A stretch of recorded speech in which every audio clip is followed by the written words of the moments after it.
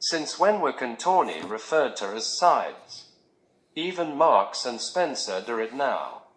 It's one of those words that someone in marketing brought back from their holidays in America, and now every shitty business has adopted it and forced it into the shopper's lexicon. My last day of independence for a while, I was trying to buy a ready meal. Is that what they're called? One where all the cooking's done for you and you just heat it up. You get a starter, a main dish, a pudding, and a bottle of wine for under 6 guineas. It's made in Chad, and most of it is derived from the offal of reptiles, but it's jolly good value.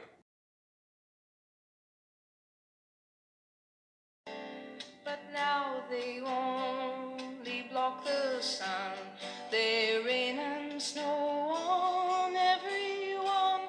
So many things I would have done, but clouds got in my way.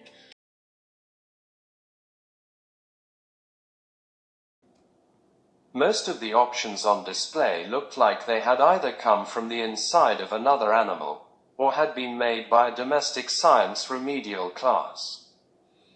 You could make them at home, had you the know-how, technique, ingredients, and I cannot stress this part of it too strongly, the will to do so. I had chosen a lamb shank, universally acknowledged to be an awkward dish to prepare yourself on account of it not being seen on any TV shows. It's a bit too northern casserole-ish sounding, I suppose. Like hot pot. They don't do that either. They must be perceived as a lower orders thing by TV executives. Until earthy bucolic comes back round in fashion again, of course. I take my dignity in my hands and engage the assistant. There is no vegetable dish to go with this. She replies, "Have you looked through the sides?" And I tell her that's what I've been doing for the last half hour and that all of them are inappropriate.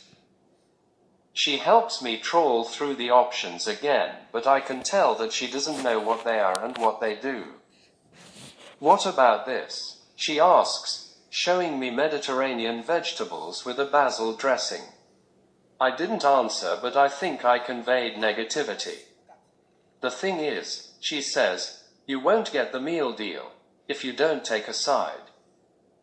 I thank her, and I turn to thank God that I am not made of what makes her.